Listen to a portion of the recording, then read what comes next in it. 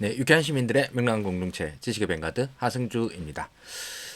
그동안 방송을 좀 오래 쉬었는데요. 일주일 이상 쉬었는데 이러다 보니 이대로 방송 끝내는 거 아닐까 이렇게 생각하실 수도 있을 것 같고 그렇진 않습니다. 계속 뭐 하려고 했었는데 그 이태원 사고를 보고 난 다음에 뭐랄까 이런 방송을 하는 거에 대한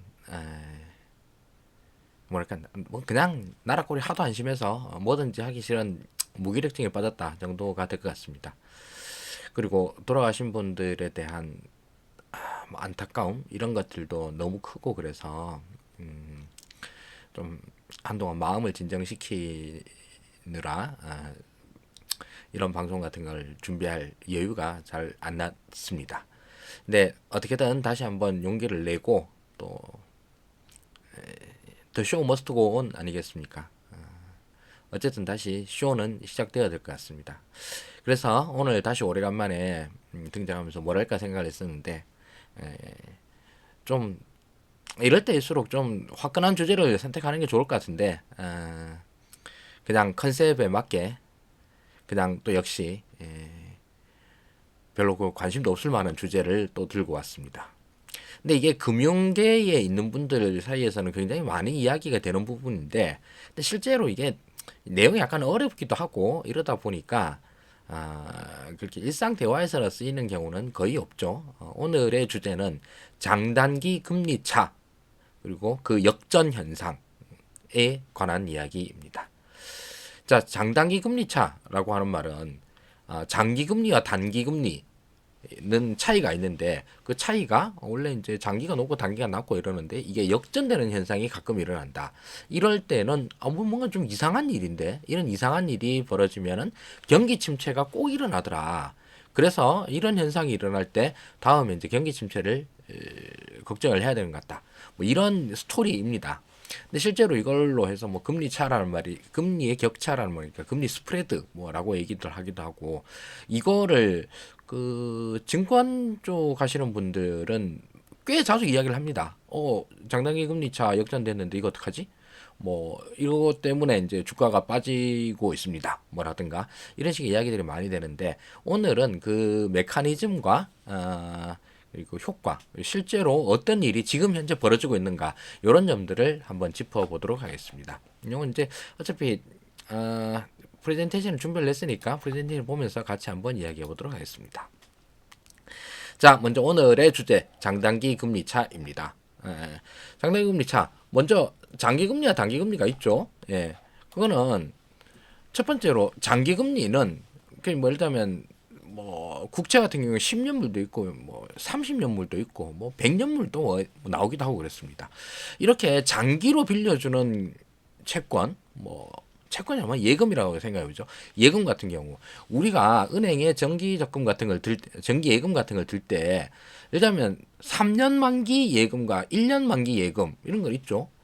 어디가 더 금리가 높습니까? 당연히 3년 만기 기간이 길수록 금리가 높죠. 그리고 반면에 뭐 1년 만기 또는 3개월 만기 CD다. 뭐 이런 거 같은 경우에는 아니 그뭐 기간도 짧으니까 당연히 금리도 낮습니다. 낮게 책정을 하죠. 이게 정상이죠. 근데 이제 장기 금리는 높고 단기 금리가 낮은데 가끔씩 오히려 단기 금리가 더 높아지는 현상이 벌어질 때가 있습니다. 이걸 이제 장단기 금리 차 역전이라고 그러는데요. 자, 먼저 장기 금리 뭐 10년, 뭐 30년 이렇게 아주 긴 기간을 보는 이런 채권의 금리 같은 경우에는 기본적으로 현재 단기 금리가 뭐 예를 들면 3%다. 그럼 이거보다는 더 높아야 되는데 뭘 더 얹을 거냐? 첫 번째로는 만기가 기니까 그 긴 기간 동안에 무슨 일이 벌어질지 모른다. 그에 대한 위험 요소이죠. 위험 요소를 여기 프리미엄을 좀 더 줘야지. 그래서 이제 금리가 높습니다. 그런 위험 요소 중에 제일 중요한 게 뭐겠습니까? 향후 경기가 좋아질 것 같아, 안 좋아질 것 같아? 뭐 안 좋아질 것 같아. 물가 높아질 것 같아, 낮아질 것 같아. 물가 높아질 것 같아. 뭐 이런 등등의 전망이 있습니다. 이 전망에 따라서 장기금리는 기본적으로 높은 상태인데 이 전망 자체가 좀 안 좋을 것 같은데? 그러면 이 장기금리는 낮아질 수도 있죠. 반면 단기금리는 기본적으로 그 중앙은행에서 책정하는 정책금리, 기준금리 이 기준금리에 절대적으로 연동을 합니다. 뭐 우리나라 같은 경우에도 뭐 일주일짜리 콜, 뭐 하루짜리 콜 이런 게 이제 정책금리, 기준금리인데 이거에 따라서 뭐 하루짜리, 7일짜리, 뭐 한 달짜리 이런 채권들은 이 기준금리에 아주 밀접하게 연동을 합니다. 그래서 0.5%뭐 기준금리 올렸다. 그럼 그에 따라서 단기금리도 바로 0.5%팍 튑니다. 이게 이제 정상이죠. 그래서 이렇게 기준금리와 거의 연동하는 단기금리. 근데 이 단기금리에서 이런저런 프리미엄을 더 얹어주는 장기금리가 있는데 이게 가끔 역전이 됩니다. 역전이 되면 무슨 일이 벌어지냐 이게 문제인 거죠. 역전이 되면 자 그럼 이게 이제 만약에 보통은 장기금리가 높은데 오히려 단기금리가 높아지는 역전 현상이 발생을 할 때 나타나는 효과 제일 큰 효과는 뭐냐면 은행이 갑자기 화들짝 놀랍니다.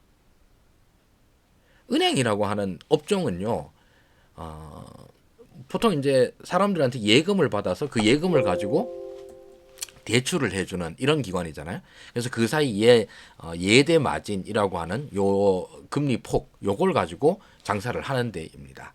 그런데 이 예대 마진이라고 하는 것, 예금과 대출의 금리 차라고 하는 건 달리 보면 어째 보면은 그 낮은 금리, 단기로 돈을 빌려와 가지고 장기로 빌려주는 이런 거에 가깝습니다. 그 뭐 제일 단기인 예금 같은 경우에 요구불 예금 이건 뭐 사실 만기가 없는 거지만서도 만기가 거의 뭐 제로라고 해도 되는 거죠. 대신 이 단기 금리도 요구불 예금 그냥 보통 예금 이런데 예금 이자도 거의 안 줍니다. 거의 안 주고 이렇게 싼 값에 예금을 받아와서 3년 만기, 뭐 10년 만기 이렇게 기업에 대출을 해줍니다. 이럴 때 기업에 대출을 해줄 때는 만기 길게 해주니까 그 사이에 금리가 더 높아지는 게 정상이죠. 그러니까 이 사이에 단기로 빌려와서 장기로 빌려주는 이게 은행업의 본질입니다. 그런데 장단기 금리 차가 역전이 되면 은행이 역마진이 발생을 합니다. 그래서 은행의 수익성이 굉장히 안 좋아지죠. 은행의 수익성이 안 좋아지니까 은행은 화들짝 놀래가지고 대출을 확 잠궈버리게 되겠죠. 그러면 그 은행이 대출을 잠그면 당연히 기업들 뭐 자금 수요에 대처를 못하니까 기업들도 어려워지고 투자 같은 건 제대로 못하고 그래서 뭐 결과적으로 경제에도 별로 안 좋은 영향을 끼칠 수밖에 없고 이런 현상이 발생을 할 겁니다. 그런데 문제는 뭐냐면 이런 그 현상이 거의 예외 없이 장단기 금리 차가 발생을 하면 그 좀 있다가 경기 침체가 나더라는 겁니다. 1960년대부터 미국이 경기 침체라고 이제 공식적으로 선언된 것, 2분기 이상 마이너스 성장률 이렇게 해서 전미 경제협회라고 엔버라고 그러죠. 거기에서 이제 공식적으로 선언을 하는데 60년대 이후 미국은 7번 경기 침체를 경험을 했는데 단 한 번의 예외도 없이 그 이전에 장단기 금리 역전 현상이 발생을 하더라는 겁니다. 그래서 야 이거 너무 정확하네. 이렇게 경기 침체를 확실하게 예고해주는 지표가 또 있나 싶은 거죠. 그래서 이 경험적으로 너무 딱딱딱 잘 들어맞길래 그래서 이걸 뭐 어떤 경제학자들은 너무너무 현명한 스마트 인디케이터다. 장단기 금리 차 역전은 스마트 인디케이터다라고 표현하기도 합니다. 그만큼 똑똑한 스마트한 지표다라고 얘기를 하는 거죠. 실제로 이제 그림을 보면 여기에서 장단기 금리차 역전 현상이 발생을 했을 때와 그 이후에 경기 침체가 언제 발생을 하느냐 그러는데 자, 요거보다도 뭐 표로 나오는 게 더 낫겠죠. 69년, 73년, 80, 81, 90, 2001, 2007 이렇게 경기 침체가 되었었는데 이게 장단기 금리 차가 근데 이 장단기 금리 차라는 게 채권이 워낙 많으니까 채권 종류가 많잖아요. 장기물은 10년 국채, 단기물을 뭘로 하느냐 이게 좀 문제입니다. 2년 국채로 할 때도 있고 1년 국채 또는 3개월짜리 또는 그냥 그 연준에서 FRB에서 얘기하는 기준금리 그 자체 뭐 이런 거를 가지고 이제 단기는 좀 이것저것 왔다 갔다 하는데 확실히 장단기 금리차 역전이 거의 모든 장단기 금리 채권들 사이에서 다 역전이 일어나는 때는 거의 뭐 빼박이더라. 확실히 경기 침체가 발생을 하더라. 이런 것들이 이제 경험적으로 나오게 된 거죠.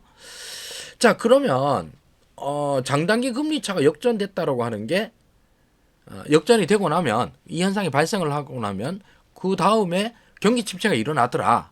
이건 이제 확실히 상관관계는 확실히 있죠. 여태까지 7번 있었는데 7번 동안 예외가 없이 다 있었다니까. 근데 인과관계도 있나? 아니 뭐 7번의 우연이 연속될 수도 있잖아. 상관관계가 있는데 이거는 뭐 시간적으로는 물론 장단기 금리차 역전 발생하고 그다음 경기 침체니까 뭐 이게 원인이 돼서 결과가 됐다. 이게 장단기 금리차가 원인이라고 하긴 좀 그렇잖아요. 이건 하나의 현상인데 이게 이제 경기 침체가 오는 말의 신호가 되는데 이 메커니즘이 뭐냐? 이거에 대해서는 학계에서도 아직까지 통설로 거의 이거야라고 정해진 건 사실 없습니다. 그냥 학자들 사이에서도 이것도 맞는 것 같아, 저것도 맞는 것 같아. 그래 뭐 사실 경제학이라는 게 그렇게 딱히 딱 떨어지는 게 없으니까 다 뭐 이것저것 다 원인이야. 이렇게 얘기를 하는데 기본적으로 이제 메커니즘이라고 본다고 그러면 단기 금리는 기준금리, 정책금리 요거에 거의 연동을 하니까 그걸 만약에 중앙은행이 단기금리를 기준금리를 올렸다. 단기금리도 그냥 그대로 바로 딱 오릅니다. 단기금리는. 근데 금리를 이렇게 올린다라고 하면 그 이후의 현상이 뭡니까? 금리가 올라가면 그 다음에는 경기 침체가 나올 확률이 높아지겠죠. 장기금리는 앞으로 경기가 좋아질 건가 나빠질 건가에 대한 장기적인 전망을 보잖아요. 그러면 향후에 경기가 나빠질 것 같아. 경기가 금리를 올렸으니까 경기 나빠질 거야. 그러면 그 금리는 어떻게 될까요?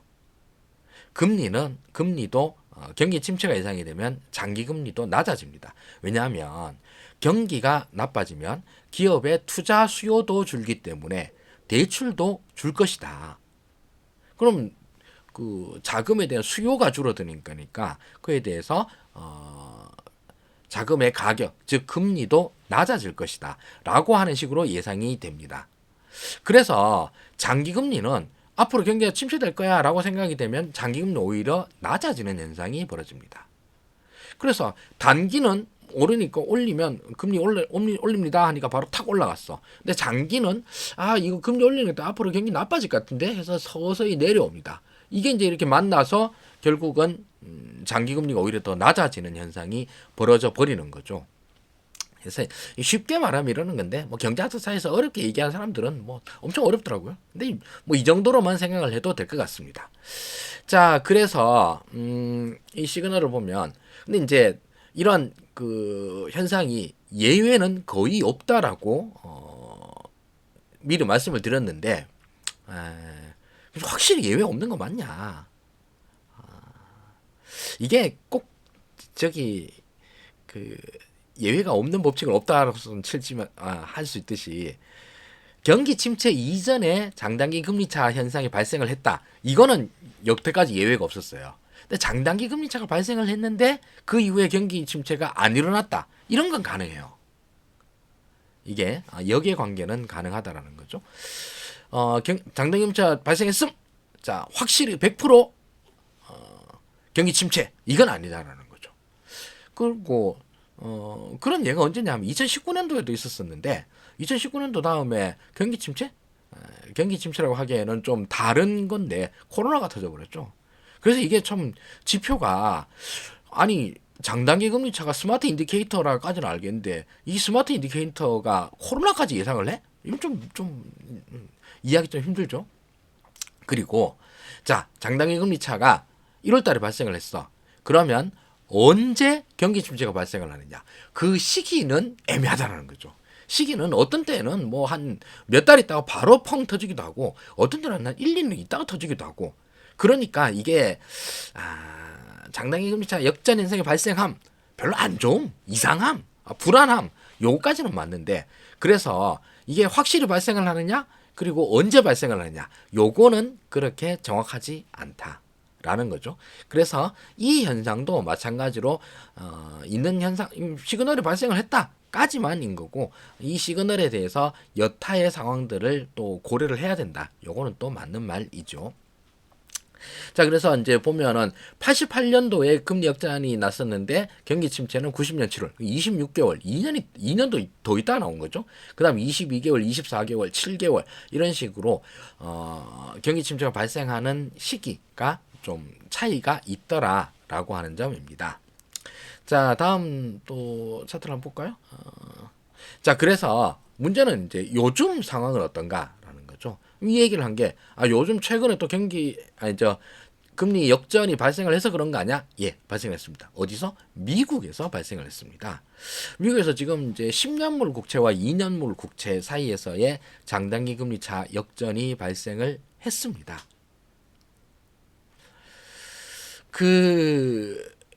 이러니까 이제 이거를 여태까지 이 지표를 맨날 쳐다보는 사람들이 있거든요. 그러니까 이렇게 장기적인 그래프까지 그려가면서 장단기 금리가 어떻게 되느냐 계속 이제 연구한 사람들이 있죠. 이걸 보러 한다니까 진짜 이제 미국 경기 침체 오긴 오나 보다. 그냥 그래도 올 것 같았어. 근데 이 금리차 이 지표까지 보니까 뭐 거의 확실하겠네. 그래서 그 내년도에 미국 경제가 경기 침체로 진입할 확률 이걸 뭐 어떤 데서는 98%로 찍고 어떤 데는 100%로 찍고 그렇습니다. 그래서 빼박이다. 거의 대부분 내년도에는 미국의 경기 침체가 올 거다라고 예상을 하고 있습니다. 자, 근데 뭐 우리는 미국 사람 아니니까 우리 한국 사람이잖아요. 한국은 어때? 그래서 한국 차트도 한번 찾아봤습니다. 한국 차트를 찾아보니까 이건 뭐야? 한국은 이 차트가 이제 뭐 파란 선이 이제 줄줄 올라가죠. 이 파란 선이 장단기 금리 차이인데 우리나라는 오히려 장단기 금리 차이가 엄청나게 벌어지고 있습니다. 보통 장단기 금리 차가 확대된다라고 하는 건 확대될 때는 어떻게 되느냐? 금리 차이가 줄어들거나 역전되고 나면 경기 침체가 오는 건데 확대되고 난 다음엔 앞으로 향후에 경기가 좋을 것 같아. 좋을 것 같았으면 장기적으로 앞으로 돈 빌린 사람이 많을 것 같아. 그러니까 장기 금리는 더 상승할 것 같아가 장단기 금리 차 확대의 어떤 효과로 보이거든요. 한국은 장단기 금리 차가 확대되고 있으니까 한국은 경기가 좋아진다고 해석을 해야 되는 거야?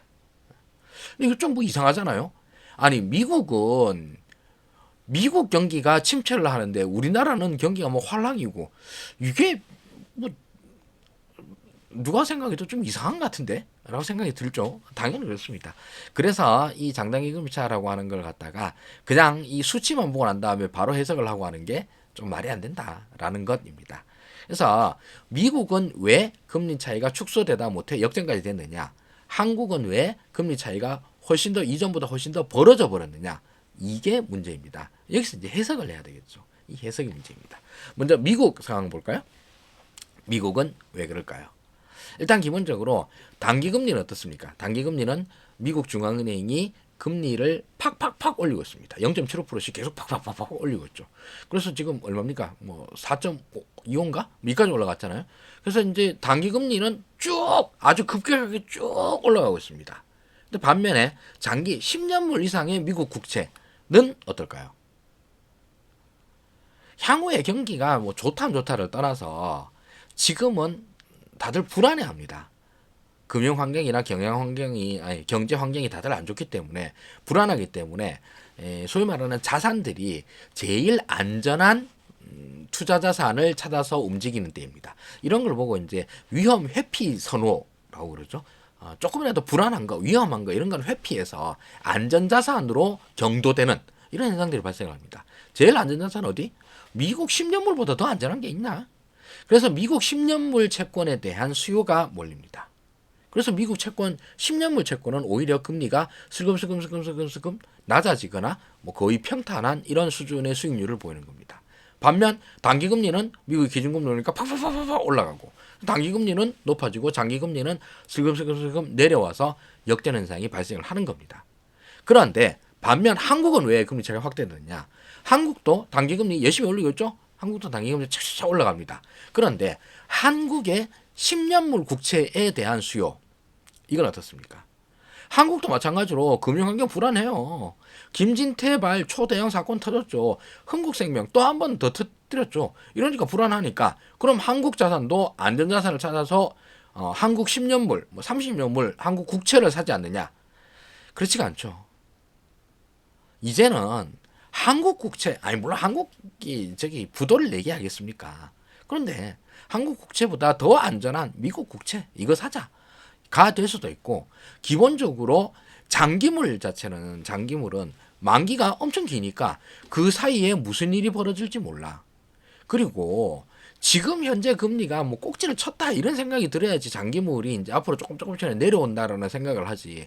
앞으로 한국은 금리를 앞으로 더 많이 훨씬 더 많이 올릴 것 같아.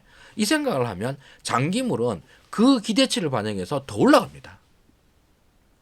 단기물 한 달짜리, 뭐 세 달짜리 이거는 세 달 사이에서는 기준금리 올려봐야 최대로 올려봐야 0.5, 0.25 이 정도 올라가. 그러니까 0.25나 0.5까지는 반영을 할 수 있죠. 그런데 장기금리 같은 경우에는 앞으로 뭐 한국은행이 지금 현재보다 2% 3%나 더 올릴 수 있어. 그럼 그것도 미리 반영을 해야지. 라고 해서 장기금리는 향후에 금리 인상 가능성을 더 많이 반영을 해버립니다. 장기금리는 더 높이 올라가요. 그래서 단기금리가 뭐 한 1% 정도 올라갔는데 장기금리는 4% 5%가 더 올라가 버린 겁니다. 그래서 장단기 금리 차가 확대됩니다. 자, 그러면 미국은 장단기 금리 차 역전이 발생을 했어. 그러니까 이거는 스마트 인디케이터의 역할 그대로 내년 미국에서는 경기 침체가 발생할 것 같아. 왜? 아주 딱히 정해진 정설은 없지만 뭐 기본적으로 금융 환경이 안 좋아서 안 좋은 상황이 지속되고 있고, 거기다가 사람들의 위험자산 회피, 안전자산 경도 이런 것들이 계속 쏠리고 있는 걸 보니까 확실히 안 좋은 것 같아. 그래서 떨어질 거야. 한국으로 돌아보니까 지표는 반대야. 오히려 장단기 금리는 확대되고 있어. 그런데 확대되니까 좋은 거냐? 생각을 해보니 확대되는 이유를 찾아봐야지.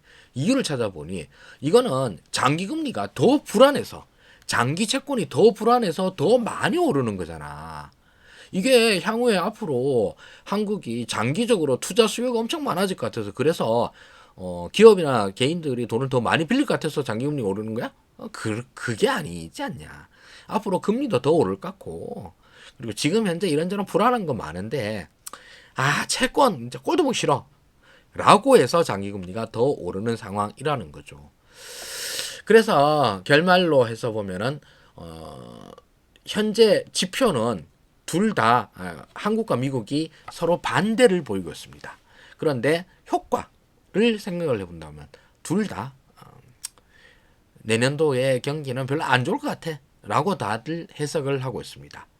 미국의 금리차가 역전된 이유, 한국의 확대된 이유, 둘 다 앞으로 경제 전망이 안 좋아서 이런 현상이 벌어진 겁니다. 근데 왜 전망은 안 좋다고 똑같은데 왜 현재 나타나는 지표는 서로 반대로 나타나느냐? 서로 간에 상태가 서로 달라서 그런 것이겠죠. 자, 그래서 이 장단기 금리차라고 하는 것들이 매우 유용한 지표이다라고 하는 것은 분명합니다. 그러나 이 분명한 지표를 해석을 하는 것도 역시 당연히 필요하다라는 거죠. 지표가 보여주는 대로 그대로 했었으면 뭐 세상에 얼마나 투자나 뭐 전망 이런 게 쉽겠습니까? 그리고 이 지표의 유용, 뭐 서로 이렇게 하순지 이렇게 얘기하는데 이걸 앞으로도 지표라고 봐야 되느냐? 그럼에도 불구하고 역사적으로 경험적으로 증명된 매우 유용한 지표이기는 하죠. 자, 오늘도 역시 페이스북이나 유튜브 라이브를 통해서 이런 주제로 말씀을 드렸는데요. 도대체 이런 거 알아서 어디에 써먹느냐? 나 요즘 주식 그 근처도 안 가고 있어. 꼴도 보기 싫어서. 그뿐만 아니라 이런 거 알아서 도대체 어디서 써먹는지 모르겠다 라고 생각하시는 분들이 많으실 텐데, 제가 아주 유용한 사용처를 말씀드리도록 하겠습니다. 여러분들이 소개팅을 나가서 마음에 드는 이성이 생겼는데 도대체 무슨 말을 해야 될지 우물쭈물해질 때, 그때 이 장단기 금리차 확대에 대해서 어떻게 생각하시냐 이렇게 물어보면 상대방이 깜짝 놀라면서 여러분에게 사랑의 눈빛을 보내게 될 것입니다.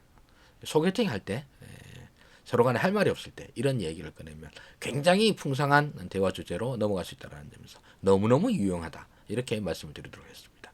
소개팅 말고 딴 데서 뭘 데 없냐? 솔직히 말해서 뭐 별로 없습니다.